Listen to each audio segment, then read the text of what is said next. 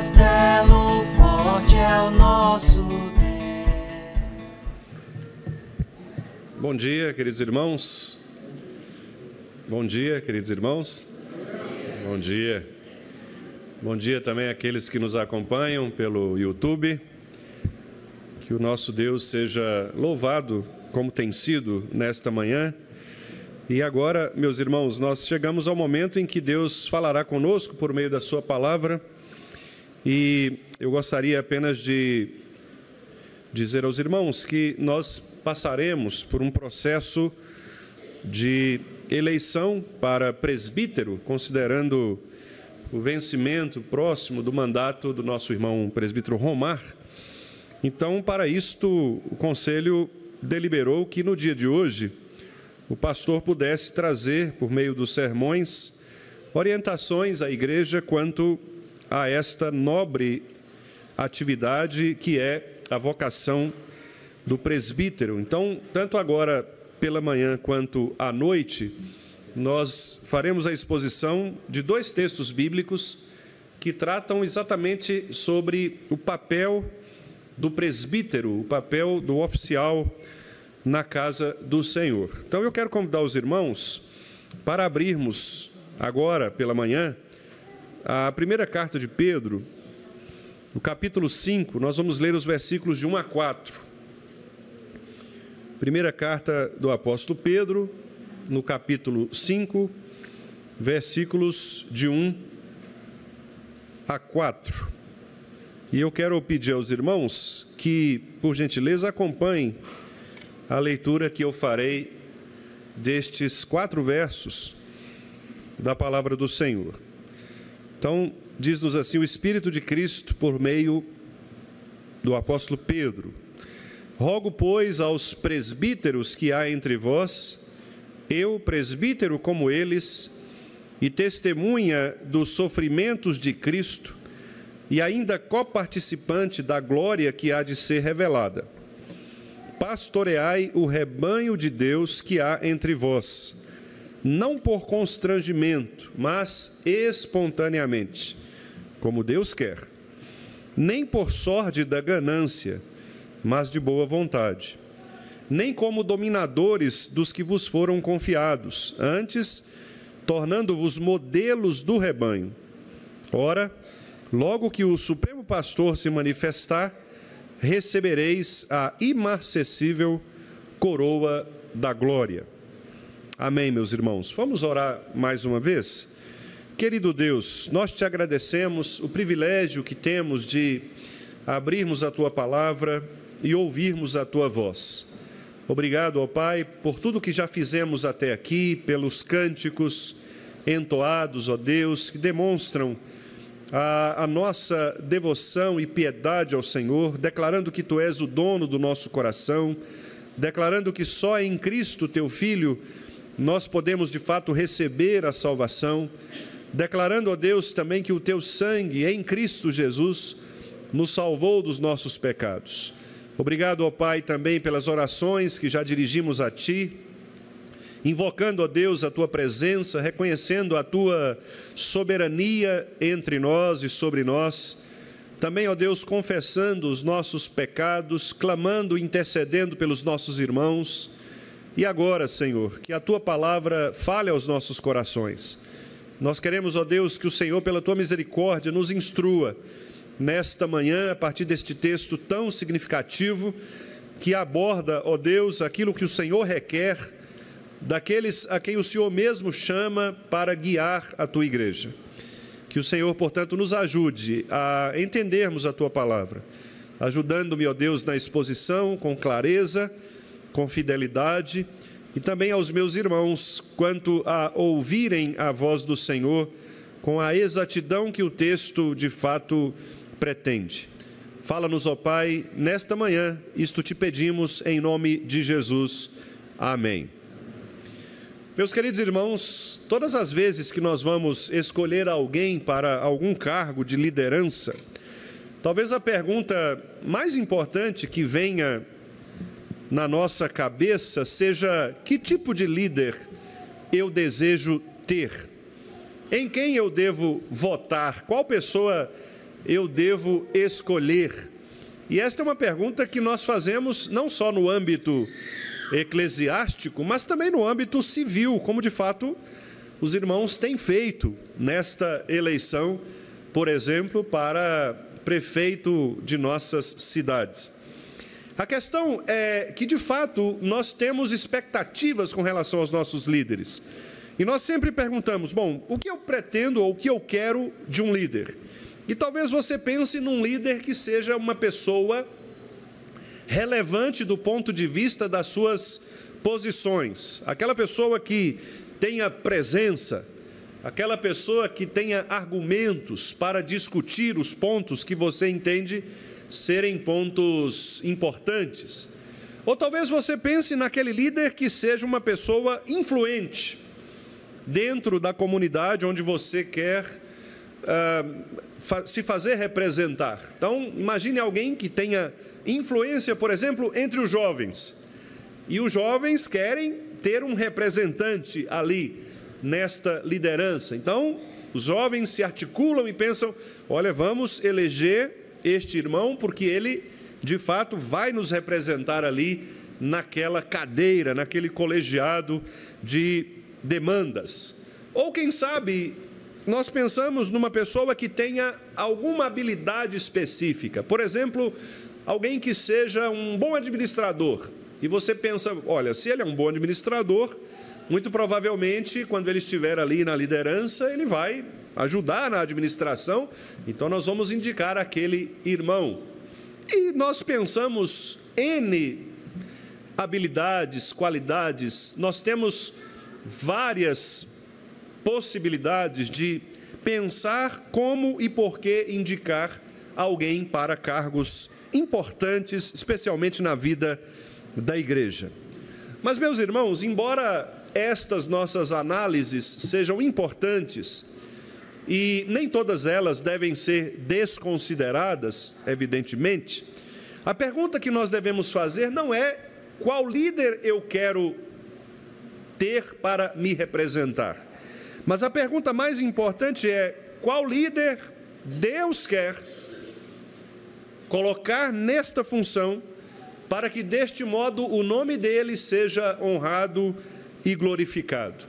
Quem Deus quer que seja colocado naquele posto, seja de um presbiterato, seja de um diaconato, ou mesmo nas nossas eleições de sociedades internas, como nós teremos algumas delas brevemente, quem nós devemos colocar nestes cargos, especialmente nos cargos que implicam uma vida devotada e guiada pelo Senhor para crescimento da casa do Senhor?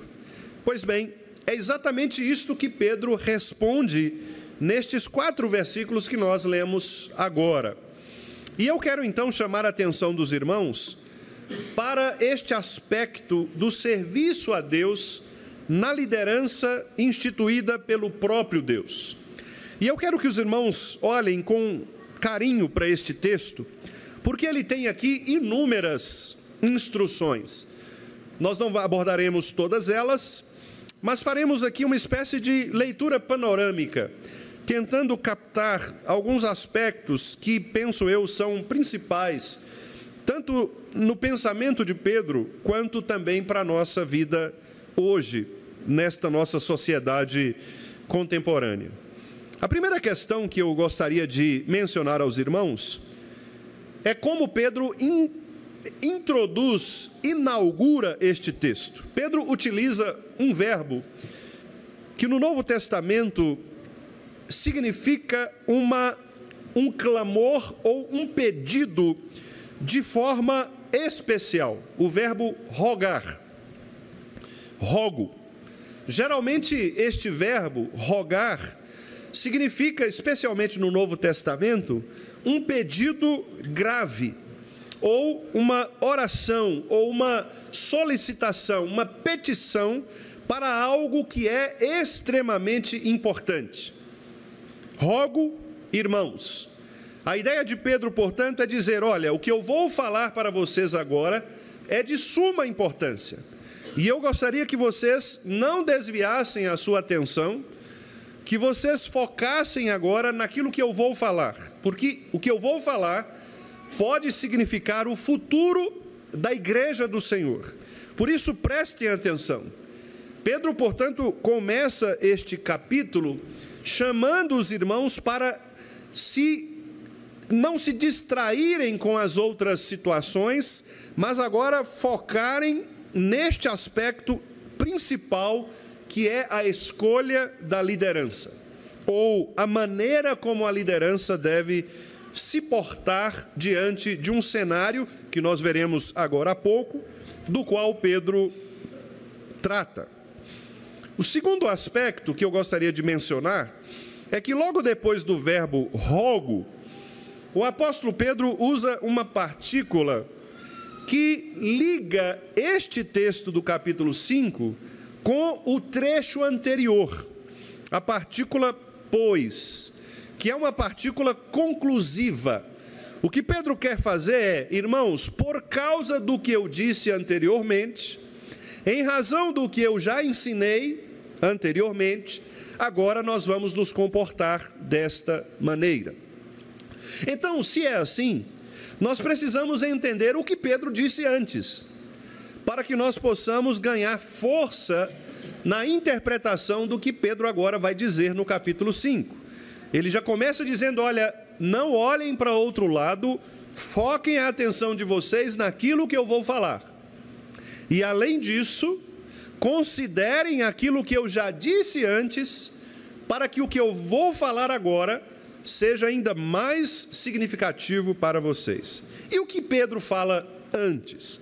Os irmãos podem olhar brevemente, nós não vamos fazer uma exposição do texto anterior, porque obviamente seria um outro sermão, mas veja, a partir do versículo 12 do capítulo 4, os irmãos, talvez a Bíblia de vocês esteja aí na página anterior mesmo, você pode passar os olhos. Versículo 12, Pedro diz o seguinte, amados, não estranhem o fogo que arde, o fogo ardente, que agora surge no meio de vós. Este fogo está destinado a provar-vos, como se alguma coisa extraordinária vos estivesse acontecendo. Bom, o que é este fogo ardente que surge de maneira extraordinária no meio do povo de Deus? Significa, meus amados irmãos, a provação pela qual o povo de Deus estaria passando. A primeira carta de Pedro, ela foi escrita para irmãos que estavam dispersos, espalhados por diversas regiões. Eles estavam em culturas estranhas, tendo de lidar com cultos estranhos, com pessoas estranhas, com políticas estranhas, com modelos econômicos estranhos, ou seja, eles eram literalmente estrangeiros. Eram pessoas que estavam num país ou numa nação completamente diferente daquela que era a nação judaica, a nação de Israel. Então imagine você estar numa situação em que você não conhece as pessoas, você está num determinado lugar e você não é bem-vindo naquele lugar, porque você é um estrangeiro de uma confissão de fé muito diferente daquela que é praticada por aquelas pessoas, você não conhece ninguém, você não tem a sua religião de apoio, você além disso, você é perseguido por causa da sua decisão de seguir a Cristo, porque você é perseguido pelos judeus que não aceitavam Jesus. Então, o judeu que se tornava cristão era perseguido pelo próprio judeu, muitas vezes entregue pelo próprio judeu, denunciado pelo próprio judeu. Ele era perseguido pela política ou pelo Estado sobre o qual ele estava jurisdicionado, quase sempre o Império Romano, ou quem sabe até mesmo pelas filosofias gregas, considerando aqueles que estavam nas regiões da Grécia. Então, de fato, era o que nós poderíamos chamar de um inferno. E talvez por isso a expressão fogo ardente nos lembre exatamente isto, era viver no inferno. Era viver num lugar que não era o seu lugar, que não era o lugar daqueles irmãos. Então, neste contexto de perseguição de angústia, de sofrimento, de desespero, em que os crentes, alguns deles estavam sendo inclusive motivados até a desistir do cristianismo por causa desta intensa perseguição. Pedro está dizendo, irmãos, não estranhem esta perseguição, não se entreguem a esta perseguição voltando e negando o nome de Jesus Cristo.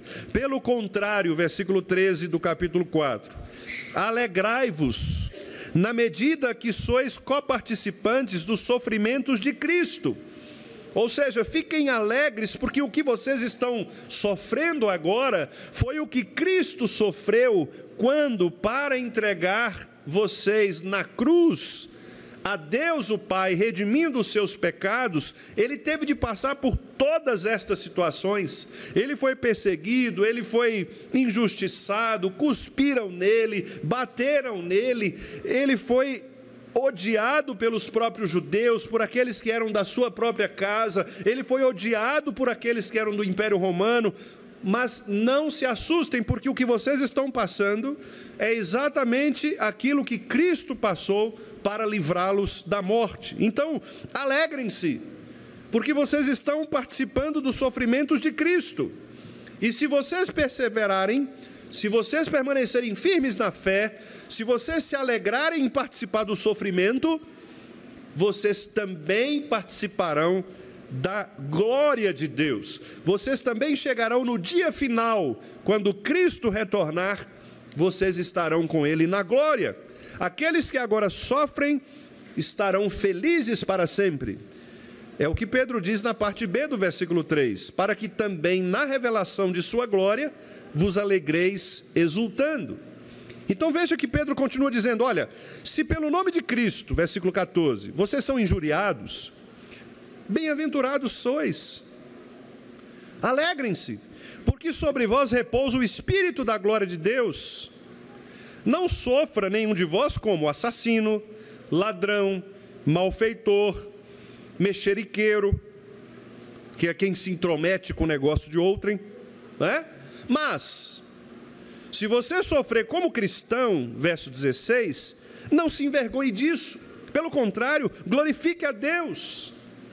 Porque vai chegar um momento, versículo 17, em que o juízo cairá, inclusive pela casa de Deus, na casa de Deus, ou seja, aquelas pessoas que estão hoje junto de nós, que se dizem cristãs, mas não levam o cristianismo a sério, elas também serão julgadas, haverá um juízo. Este juízo vem primeiramente sobre aqueles que de fato não obedecem a Deus. 18, se é com dificuldade que o justo é salvo, onde vai comparecer o ímpio? Sim, o pecador, onde vai? Por isso, também os que sofrem segundo a vontade de Deus, encomendam a sua alma ao fiel Criador na prática do bem. Ou seja, Pedro está dizendo, irmãos, o contexto é de sofrimento, mas fiquem firmes, perseverem até o fim, porque aqueles que perseverarem até o fim, suportando a perseguição, serão com Cristo glorificados. E agora Pedro diz, rogo, pois. Veja, o capítulo 5, portanto, deve ser lido com esta ideia em mente. Por que, pois? E por que agora nós temos que parar para ouvir o que Pedro quer dizer? Rogo. Atenção, por causa destas coisas que eu disse antes. Quais coisas? A perseguição no meio do povo de Deus, o sofrimento no meio do povo de Deus, as decepções no meio do povo de Deus, os pecados ocultos no meio do povo de Deus, o juízo que virá sobre a casa de Deus. Repare que são temas absolutamente impactantes na vida do cristão. O sofrimento, o juízo, a disciplina, a perseguição, a dor. É nesse contexto, meus amados irmãos, que Pedro agora diz que nós devemos abrir os nossos ouvidos e prestar muita atenção no que ele quer nos dizer. E ele diz assim: eu rogo aos presbíteros, aos supervisores, aos bispos, aqueles que foram colocados à frente da liderança da Igreja de Cristo, para supervisionarem, cuidarem. Eu rogo a vocês, presbíteros, os presbíteros que há entre vós, porque eles estavam espalhados, lembram disso? Então Pedro não está escrevendo para uma igreja específica, ele está escrevendo para várias igrejas. Então havia presbíteros em várias igrejas. Os presbíteros que há entre vós, eu rogo a vocês, eu, presbítero como eles, veja aqui a humildade do apóstolo, porque uma das características, nós veremos daqui a pouco, do líder é a humildade. Pedro era apóstolo, contudo ele se coloca como presbítero. Por isso nós devemos ter orgulho, meus amados irmãos, de chamar a nossa igreja de uma igreja presbiteriana. A nossa igreja não é episcopal. A nossa igreja não tem um dono, um papa. A nossa igreja não tem um pastor que fala como se fosse palavra do próprio Deus. A nossa igreja é presbiteriana. Todos os presbíteros, nós aqui, somos iguais, porque todos nós estamos no governo da igreja do Senhor Jesus Cristo, conforme Ele estabeleceu. Eu, presbítero como vocês, e também testemunha dos sofrimentos de Cristo. Claro, Pedro estava lá. Pedro estava lá, inclusive negando Cristo. Negando, ele foi testemunha dos sofrimentos. Cristo passou à frente dele, olhou para ele na terceira vez em que ele disse: eu não o conheço. Ao olhar para Pedro, Pedro então teve o seu coração compungido, arrependeu-se amargamente do seu pecado e se voltou para Deus, a ponto de depois Jesus Cristo dizer: Pedro, pastorei a minha igreja, pastorei as ovelhas. E então é por isso que ele diz: eu sou presbítero como vocês, e eu testemunhei os sofrimentos de Cristo, e inclusive também sou co-participante da glória que há de ser revelada. Pedro está dizendo: irmãos, eu tenho certeza da minha salvação.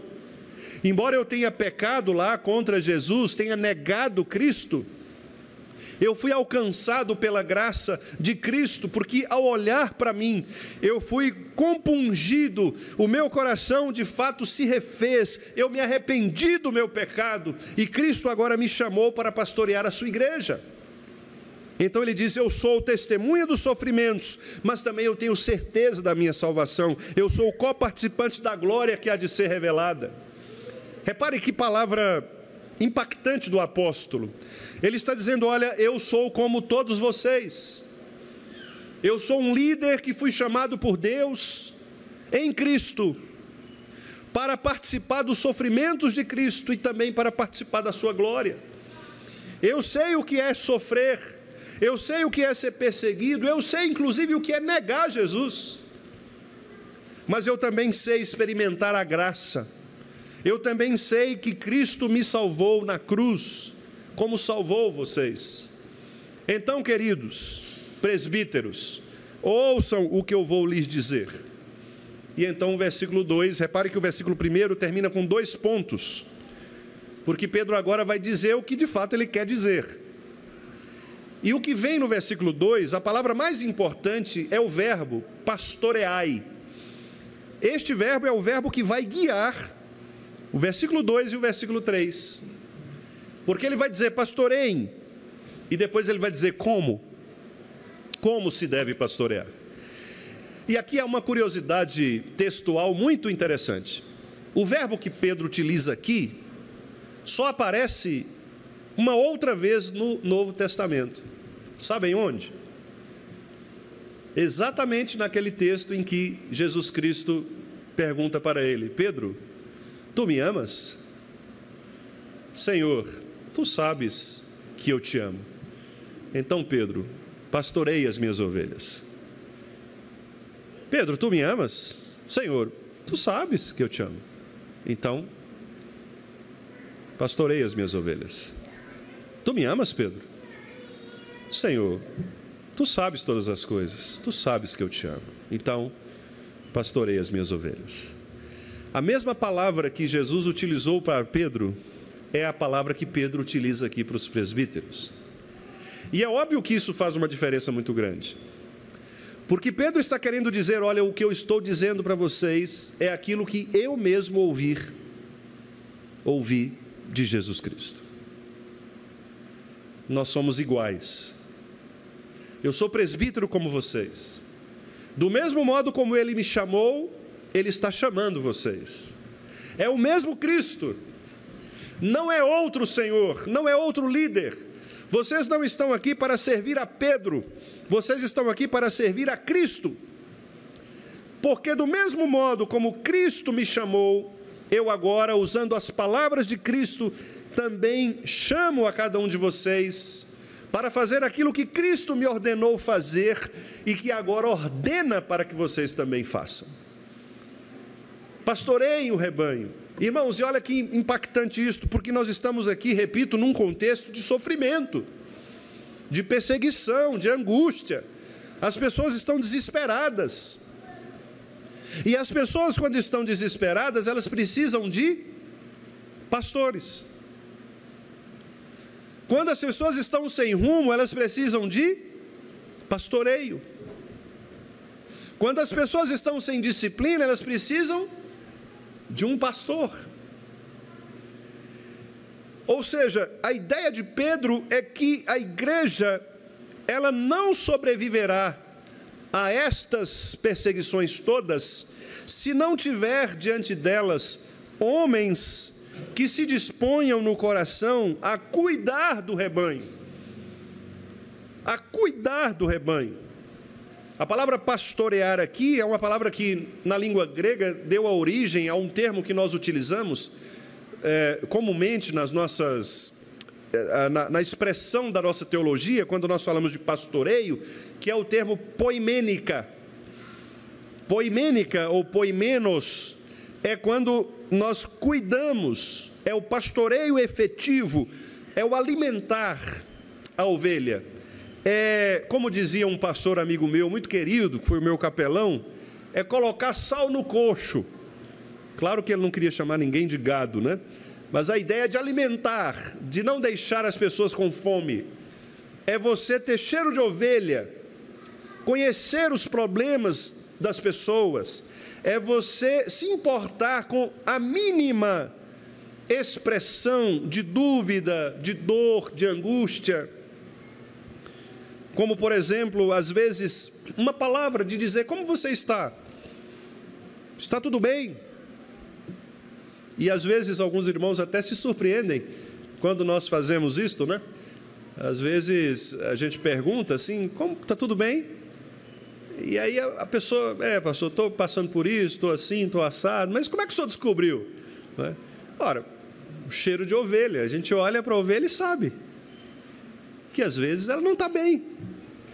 O olhar, né? Diz aquele ditado que os olhos são o espelho da alma, né? Você olha e você vê que não está bem, alguma coisa não está legal. A pessoa está tentando talvez esconder alguma coisa, tentando burlar, né, o sistema de captação aqui dos presbíteros, né? Mas não adianta, a gente percebe, porque Deus nos chama para isso, para perceber quando as pessoas de fato não estão caminhando bem, quando elas precisam de apoio, em todos os sentidos. Pastoreie o rebanho de Deus que há entre vós. E então agora Pedro diz como. E eu gostaria, irmãos, então de apontar aqui dois aspectos, e por isso o tema da mensagem que eu escolhi para hoje foi exatamente este: servindo a Deus com humildade e zelo. Porque são estes dois aspectos que aparecem aqui neste texto, a humildade e o zelo. Observe que Pedro, ele demonstra aqui a humildade da liderança. E esta humildade, ela é demonstrada, inclusive, de maneira geral no texto, porque demonstra aqui a própria identidade do apóstolo, que eu já mencionei aos irmãos, colocando-se no mesmo nível dos presbíteros para quem ele fala. Além disso, nós podemos ver também que a humildade, ela está no fato de que o líder do Senhor, ele é chamado para pastorear o rebanho de Deus. Observe que esta expressão de Deus aqui, ela é uma expressão restritiva. Ela é uma expressão que mostra que o rebanho pertence a alguém. O rebanho, ele não é nosso, meu. Ele não é das pessoas. Ele não é de um estado. Ele é de Deus. A igreja é de Deus. Não há donos na igreja. E por isso eu repito, nós não somos episcopais. Não há donos na igreja. Nós somos todos irmãos. Todos nós somos irmãos em Cristo. Todos nós dependemos uns dos outros. O pastor de vocês, que é um presbítero docente, um presbítero que ensina, é uma pessoa que também precisa do pastoreio de vocês. Vocês também me pastoreiam.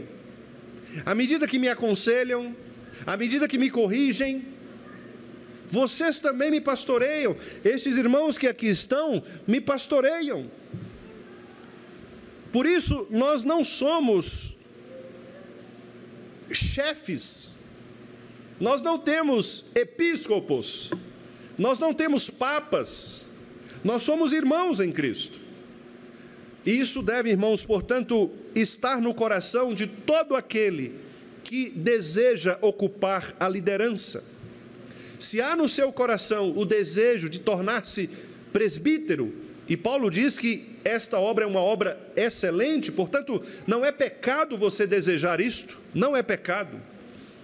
Mas lembre-se de que ao desejar isto, você precisa ter o foco adequado, correto. Qual a razão pela qual eu desejo tornar-me presbítero? E a primeira coisa que você deve saber é que a igreja que você vai liderar não é sua, é de Cristo. E às vezes, até por um costume nosso, e obviamente eu não acredito que os irmãos façam isso por algum tipo de segunda intenção, não acredito nisso, mas é muito comum até no nosso meio as pessoas falarem assim: não, é a igreja do pastor Wendel. Aí eu vou lá na igreja do pastor Jackson, eu vou lá na igreja do pastor Domingos, não é assim? Porque a gente identifica o líder com a igreja, com o público. Mas se nós formos ser bastante puristas, nós evitaríamos inclusive esta expressão. Nós podemos dizer a igreja pastoreada por fulano, por Beltrano, mas nunca a igreja de fulano, porque de fato não é. A igreja é de Cristo. O rebanho é de Deus. Basta nós lermos o Salmo 100. O que nos diz o Salmo 100? Somos o seu povo, rebanho do seu pastoreio. Quem é o pastor? Cristo. Nós somos rebanho do pastoreio de Cristo. E aliás, Pedro vai deixar isso muito claro aqui no versículo 4. Ele diz: o supremo pastor. Só há um pastor que de fato pode se chamar supremo pastor, que é Cristo. Quando ele se manifestar, nós também, todos nós, todos os presbíteros, toda a igreja, também será recebida na glória pelo Pai, por causa de Cristo, o supremo pastor, que é quem nos guia. Então, esta humildade, meus amados irmãos, deve estar presente nos corações da liderança.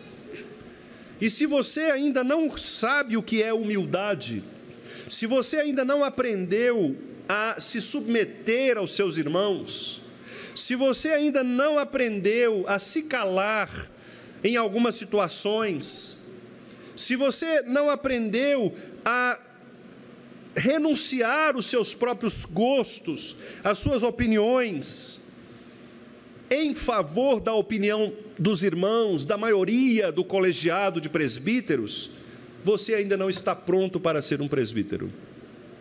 Se você não aceita ser corrigido, se você não aceita que as pessoas digam não para as suas ideias, você não serve ainda para ser um presbítero. O presbítero não pode ser contencioso, uma pessoa polêmica, uma pessoa que vem para causar discussões, embates, uma pessoa que se levanta para dizer, não, agora nós vamos resolver isso, agora... Não, não é assim que deve ser. O presbítero é aquele que se coloca como servo um do outro, que aprende a ouvir, que aprende a ser chamado a atenção, que aprende, meus irmãos, a se submeter. O conselho falou comigo assim na última reunião: pastor, o senhor está saindo demais. Quieta aí, nós vamos ter que conversar sobre isso.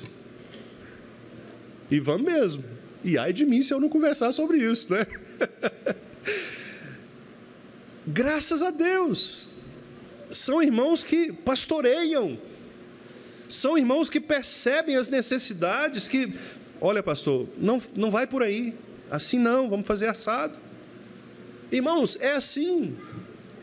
E nós não devemos levar estas questões como se fossem disputas pessoais, colocar no nosso coração aquela coisa, o irmão presbítero Emerson não gosta de mim não, porque ele falou um negócio lá, e... jamais, meus irmãos. Nós devemos entender que somos pastores do rebanho, e se você que está aqui me ouvindo, deseja no seu coração tornar-se um líder, seja no presbiterato, seja no diaconato, ou mesmo numa sociedade interna, lembre-se, a humildade é o primeiro passo.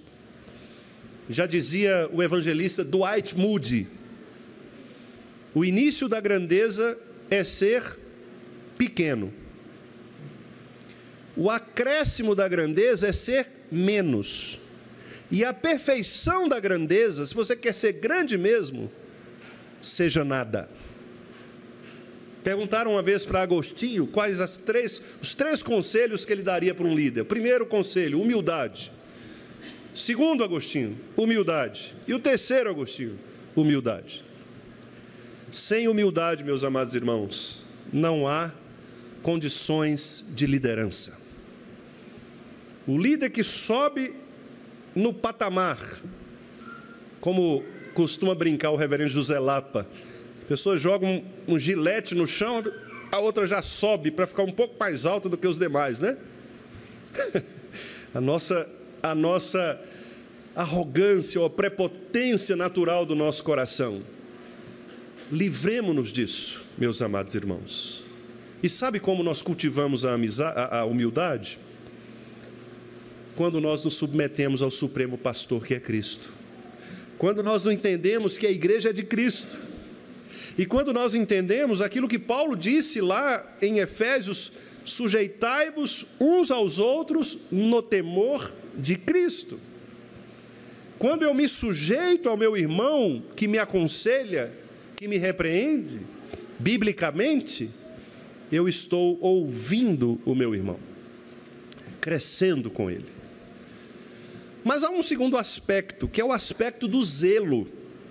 E o que é zelo na Bíblia? Às vezes nós confundimos a palavra zelo, porque quase sempre a palavra zelo vem com aquela ideia de um legalismo, né? A gente fala que uma pessoa é zelosa, aquela pessoa chata, aquela pessoa que cobra tudo, aquela pessoa legalista, né? Quase sempre a gente tem essa ideia na cabeça quando nós falamos de uma pessoa zelosa. Mas não é não é este o significado bíblico para a palavra zelo. A palavra zelo na Bíblia significa basicamente obediência. É uma pessoa que obedece, é uma pessoa que dispõe o seu coração a fazer aquilo que Deus ordena que ela faça, né? Então, é uma pessoa mansa naquele aspecto lá da bem-aventurança. Bem-aventurados os mansos. É uma pessoa ensinável. É uma pessoa que tem disposição no coração de fazer o que é certo.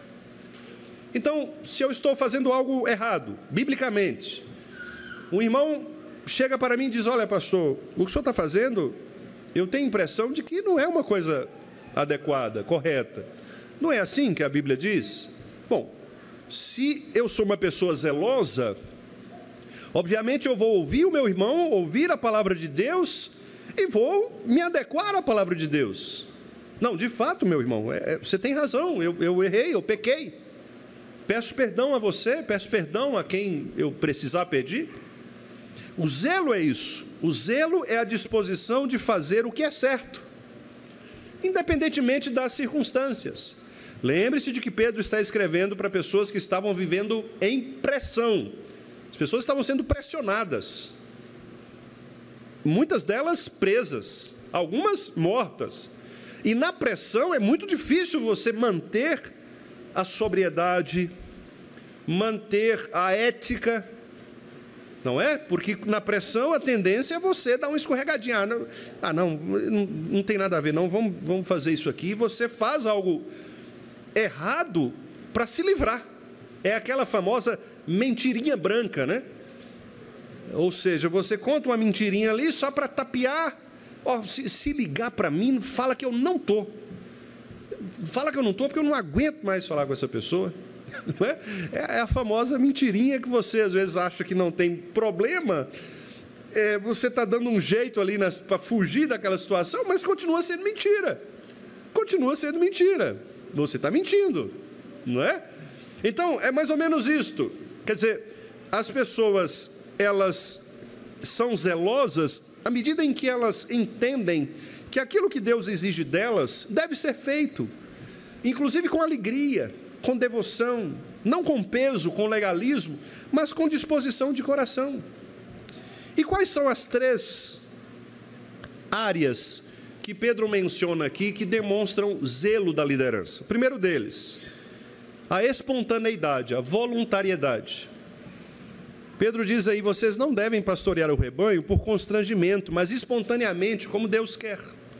Deus não quer que as pessoas sejam coagidas para participarem da liderança se elas não se percebem chamadas para este ministério. E às vezes, meus amados irmãos, isso acontece muito na igreja. Talvez a igreja perceba em algum irmão uma característica e a igreja começa a pressionar aquele irmão para que aquele irmão se torne líder. Mas aquele irmão não se sente vocacionado, ele não há no coração dele uma resposta positiva. Mas às vezes nós queremos pressioná-lo. Também o constrangimento pode ser numa daquelas coisas que eu disse no início. Por exemplo, nós queremos alguém que nos represente. Então, vamos escolher alguém dos jovens que é uma pessoa que tem uma presença, que fala bem, que tem argumentos. Então, vamos colocar essa pessoa lá. Mas aquela pessoa não é vocacionada. E, às vezes, a igreja vai colocar essa pessoa numa função tão grave quanto esta, que é cuidar de pessoas que estão arrasadas por causa da perseguição, uma pessoa que não tem a vocação específica para esse ministério. Cuidar de pessoas. Os presbíteros não foram instituídos, meus irmãos, para cuidar de coisas. Nós vamos falar sobre isso no texto da noite, o texto de Tito. Paulo vai dizer que os presbíteros foram colocados para colocar as coisas em ordem. Quais coisas em ordem? As coisas teológicas, a falsa doutrina que estava entrando na igreja. Mas há igrejas que pensam que o conselho é uma empresa. Nós temos um CEO para administrar, são questões administrativas. Existem algumas igrejas que inclusive colocam até currículo pastoral para atender os pré-requisitos acadêmicos, administrativos, etc. Nós estamos precisando de um pastor que seja bom em construção de igreja. É melhor chamar um engenheiro, não é não? Chama um engenheiro, arquiteto, mestre de obras. Não é isso? Presbítero é para pastorear corações. Presbítero é para cuidar de gente. É para amar as pessoas que estão em desespero. Então, se você não é vocacionado, não entre. porque você vai ou dar problemas, criar problemas, ou você não vai suportar os problemas. Porque quando chegarem situações difíceis que se referem a pessoas, você às vezes não vai suportar.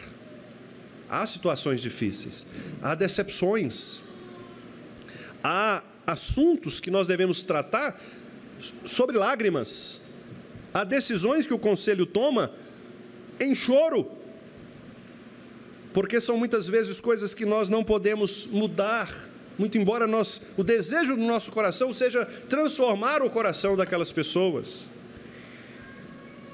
Portanto, vá espontaneamente, faça com o coração vocacionado por Deus. É assim que Deus quer. A segunda área do zelo é a área do dinheiro, da ganância. Meus irmãos, esta é uma área muito difícil. E infelizmente, eu já ouvi alguns pastores, graças a Deus poucos, talvez 2 ou 3, mas já ouvi alguns pastores claramente dizendo: eu não pastoreio igrejas pequenas, porque o meu padrão de vida é um padrão de vida alto, eu preciso de uma igreja que me pague bem. Ora, não vou entrar no mérito, porque eu estaria sendo leviano aqui, julgando o coração, isso é Deus quem faz. Mas uma coisa é certa, o apóstolo Pedro está dizendo: não aceitem pastorear igreja em razão dos benefícios que esta igreja produzirá para você. Não entre no ministério pensando nos benefícios que a igreja vai te dar. Entre no ministério de boa vontade. Pedro está dizendo: irmãos, confie na graça de Cristo que vai sustentá-los. É óbvio, meus irmãos, que se uma igreja puder cuidar bem do seu pastor, dos presbíteros, das famílias dos presbíteros, louvado seja Deus por isso. Uma igreja que é amorosa, que oferece as condições de trabalho para aquele presbítero que se dedica ao ensino, que é aquele que nós chamamos pastor, que dá a ele um salário razoável, digno, que ele possa viver, uma casa adequada onde ele possa morar, uma estrutura emocional, no sentido de cuidar, de não permitir que determinadas circunstâncias venham abalar. Tudo isso é muito bom. É bom também cuidar dos presbíteros regentes.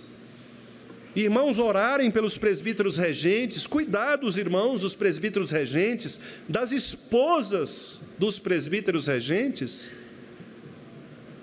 dos filhos, porque esses irmãos pastoreiam. Há reuniões de conselhos que nós ficamos aqui até tarde, nós deixamos as nossas esposas, nossos filhos. As nossas esposas, filhos, sofrem também com as nossas ausências para cuidar de coisas que dizem respeito à igreja. E estes irmãos que aqui estão, eles não recebem salário para isso. Não recebem, pelo contrário, alguns deles pedem salário, porque precisam deixar de trabalhar em alguns momentos para participar da igreja do Senhor.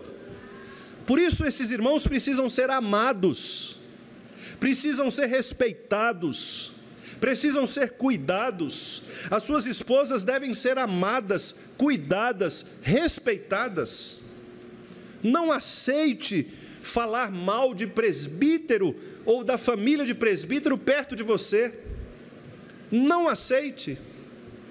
Se levantar algo falando mal, diga: olha, não fale mal. Vamos tratar dessa situação. Os nossos irmãos aqui têm falhas, têm pecados. Eu também tenho pecados. Todos nós temos. E é por isso mesmo que nós temos que nos pastorear uns aos outros. É por isso mesmo. Então, ame o seu presbítero, a família deste presbítero. Veja se está tudo bem. Veja se eles estão sendo cuidados. Porque estes irmãos que estão aqui são irmãos valorosos, que dispõem do seu tempo, dos seus recursos, para cuidarem da igreja do Senhor. E são irmãos que não recebem benefícios por isto. São irmãos que não recebem salários. Muito pelo contrário. São irmãos que às vezes são até mesmo injustiçados. Injustiçados por uma avaliação negativa, uma avaliação muitas vezes injusta, que fazem deste trabalho. Pedro está dizendo, irmãos presbíteros, sejam zelosos, não busquem louvores da igreja, não busquem recursos da igreja, não sejam pessoas que queiram sugar a igreja. O conselho chega para o pastor e diz, pastor, olha, o que nós podemos oferecer para o senhor é isto aqui. Não, isso aqui eu não aceito, não. Só fico se for tanto. Tipo o empresário de futebol, né? Aquela... Não, queridos, não é assim que funciona. O coração do pastor é um coração que doa, voluntário, de boa vontade. E ele deve fazer isso com alegria. Com alegria. Terceira área. A área do poder. O poder. Não sejam dominadores dos que vos foram confiados. Bom, esta é uma característica que também, infelizmente, nós percebemos na liderança. Gente que, ao chegar à liderança, ela se acha poderosa. E ela pensa que pode dominar as pessoas. Mandar, autoritarismo, como se a sua palavra fosse uma palavra autoritária. No entanto, devemos nos lembrar que o rebanho é de Deus.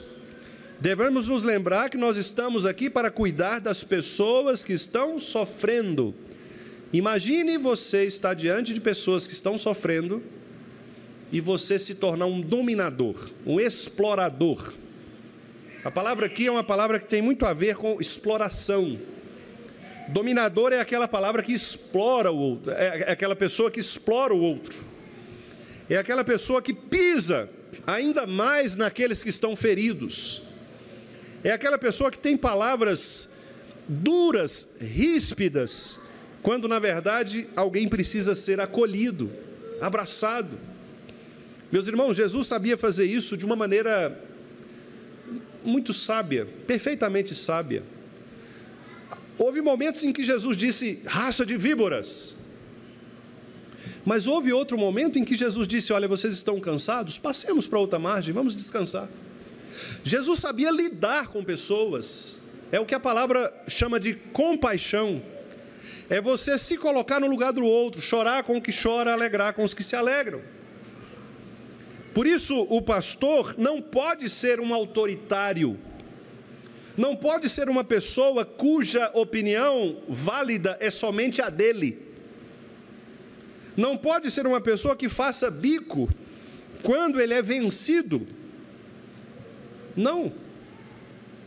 É preciso ser alguém, meus irmãos, que se torne modelo do rebanho, zeloso, uma pessoa não autoritária, mas uma pessoa que caminha junto com os demais, uma pessoa que entende a dinâmica da igreja, uma pessoa que não chega colocando o pé na porta, chutando as coisas, tirando isso, tirando aquilo, uma pessoa que saiba se relacionar com paciência, longanimidade, amor, uma pessoa que seja benigna, que deseje o bem das pessoas, o bem das ovelhas, uma pessoa que não seja irascível, que apela facilmente com qualquer coisa, uma pessoa que não seja uma pessoa ébria, ou seja, cambaleante, mas uma pessoa sóbria.